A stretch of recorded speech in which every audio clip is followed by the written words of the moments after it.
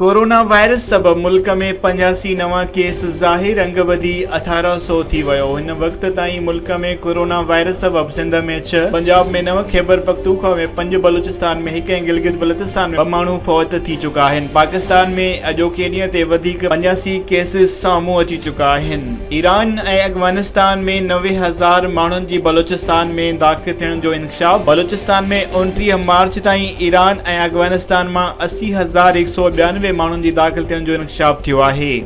कंडियारी जे कचे में जवाबदार काहरे तोहमत हेठि पंहिंजी ज़ाल खे क़त्ल करे छॾियो। कंडियारे जे कचे वारे इलाइक़े में जवाबदार काहरे जी तोहमत मणी पंहिंजे ज़ाल खे गोलियूं हणी मौत जी निंड सुम्हारे छॾियो।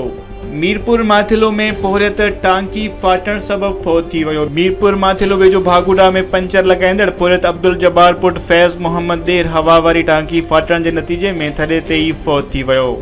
ऐं खोराक खाते सखर जी कार्रवाई। रोड़ीअ वेझो प्याला होटल वटि 28 ट्राला हाथी का 4 करोड़ खां वधीक माल जी कणक स्मेलिंग थियण खां रोकी वई। वधीक ख़बरुनि ऐं न्यूज़ अपडेट्स लाइ ॾिसंदा रहो फास्ट न्यूज़।